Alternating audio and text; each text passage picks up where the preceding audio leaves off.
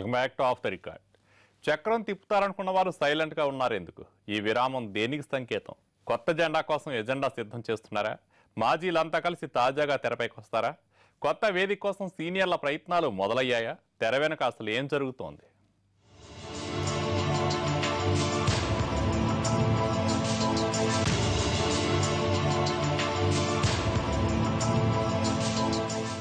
ఓడలు బండ్లు, బండ్లు ఓడలవుతాయంటారు. మిగతా విషయాల్లో ఏమో కానీ రాజకీయాలకు ఈ సామెత అతికినట్లు సరిపోతుంది. ఒకప్పుడు చక్రం తిప్పిన లీడర్లు గోళ్లు గిల్లుకుంటూ కూర్చోవాల్సి వస్తుందని అస్సలు ఊహించలేదు. రాజకీయ ఉపద్రవం నుంచి ఇప్పుడిప్పుడే తేరుకుంటున్న సీనియర్లు భవిష్యత్తు గురించి సీరియస్ గా ఆలోచిస్తున్నారట. మనసు చంపుకుని వేరే పార్టీలోకి వెళ్లలేక సరైన వేదిక కోసం పట్టువదలని విక్రమార్కుల్లా ప్రయత్నిస్తున్నారని సమాచారం. రాష్ట్ర విభజన తర్వాత 5 ఏళ్ల రాజకీయ ఎడబాటుకు మానసికంగా సిద్ధపడ్డ నేతలు వచ్చే ఎన్నికల నాటికి మళ్లీ నిలదొక్కుంటారా? ఒకప్పట్లా మళ్లీ చక్రం తిప్పగలుగుతారా?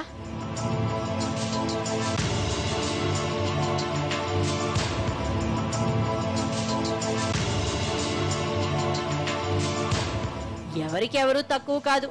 రాజకీయాల్లో తామేంటో నిరూపించుకున్నవారే, పదవుల్లో ఓ వెలుగు వెలిగినవారే. కాకపోతే టైం బ్యాడ్. రాష్ట్ర విభజన వారి రాజకీయ ప్రయాణానికి బ్రేక్ వేసింది. సంవత్సరం గడిచిపోయినా వారి భవిష్యత్ వ్యూహం ఏమిటో ఎవరికీ అంతుపట్టడం లేదు. మేమున్నామంటూ అప్పుడప్పుడు అలా కనిపించి వెళ్తున్నా క్రియాశీలకంగానైతే లేరు.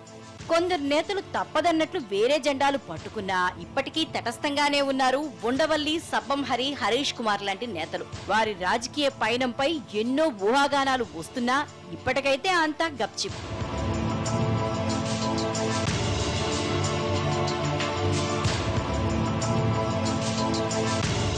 రాష్ట్ర విభజనకు వ్యతిరేకంగా కాంగ్రెస్ నాయకత్వాన్ని ధిక్కరించి పార్టీ నుంచి సస్పెన్షన్ కు గురయ్యారు ఉండవల్లి అండ్ కో. సమైఖ్యాంధ్ర ఉద్యమ సమయంలో బలంగా గొంతు వినిపించిన నేతల్లో ఉండవల్లి ముందున్నారు. న్యాయవాది కూడా అయిన ఉండవల్లి విభజన అసంబద్ధమంటూ కోర్టులో కేసేశారు. తానే వాదిస్తూ వస్తున్నారు. ఇక సబ్బంహరి కాంగ్రెస్ లో ఉంటూనే వైసీపీకి మద్దతు పలికి తర్వాత జగన్ తీరుతో విసుగు చెంది బయటకొచ్చేశారు. అమలాపురం మాజీ ఎంపీ హర్ష కుమార్ కాంగ్రెస్ బహిష్కరణ తర్వాత జై సమైఖ్యాంధ్ర పార్టీ జెండా ఎత్తారు. ఓటమి భారంతో ఆయన కూడా రాజకీయాలకు తాత్కాలిక విరామం ప్రకటించారు. ఎంపీలుగా ఉన్నన్నాళ్లు తరచూ వార్తల్లో కనిపించిన ఈ నేతల మౌనం తాత్కాలికమైన ప్రచారం జరుగుతోంది. వీరంతా ప్రత్యామ్నాయ వేదికల కోసం తెర వెనక ప్రయత్నాల్లో ఉన్నారని చెప్తున్నారు.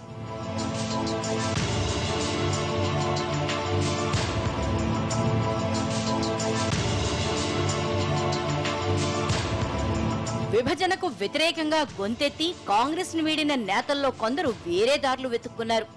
కరుడుగట్టిన కాంగ్రెస్ వాదినను చెప్పుకునే జేసీ దివాకర్ రెడ్డి ఏకంగా టీడీపీ ఎంపీ అయిపోతే టీజీ వెంకటేష్ కూడా పచ్చకండువా కప్పుకున్నారు.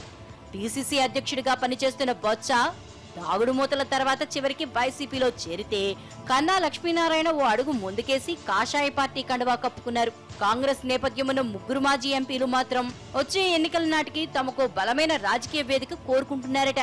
కలగూర గంపల్లాంటి పార్టీలోకి వెళ్లేగంటే తమకంటూ ఓ ప్రత్యేక వేదిక కావాలన్న ఆలోచనతో ఆ దిశగా ప్రయత్నాల్లో ఉన్నారని చెప్తున్నారు.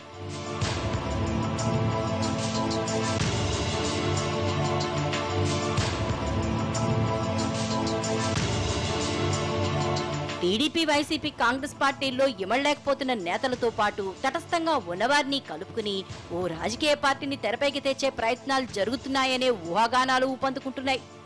ఎవరు నాయకత్వం వహిస్తారనేది ఇప్పుడు చెప్పలేకున్నా వచ్చే ఎన్నికల నాటికి ఖచ్చితంగా తన ప్రాభవాన్ని చూపేలా ఈ కొత్త రాజకీయ వేదిక ఉంటుందని కొందరు నేతలు సంకేతాలిస్తున్నారు. 5 ఏళ్లలో పాలక ప్రతిపక్ష పార్టీలో అసంతృప్తి చెందే నేతలకు కొదవు ఉండదని, ఓ ప్రత్యామ్నాయ వేదిక ఉంటే తొందరగానే బలపడొచ్చని సీనియర్ నేతలు అంచనా వేస్తున్నారట. వేరే దారి లేక కాంగ్రెస్ లోనే కొనసాగుతున్న ఒకప్పటి తమ సహచరులను కూడా కలుపుకుని పోయే ఆలోచనలో ఉన్నట్లు చెప్తున్నారు. నేతలు కార్యాచరణకు ఉపక్రమించే పక్షంలో ఏడాదిలోపు ఈ వేదికకో రూపం వచ్చే అవకాశం ఉందంటున్నారు. ఎవరెవరు కలిసి వస్తారనే దానిపై కొత్త వేదికకో జెండా ఎజెండా రూపొందాకే క్లారిటీ వచ్చే ఛాన్స్ ఉంది. ఇది ఇవాల్టి ఆఫ్ ద రికార్డ్.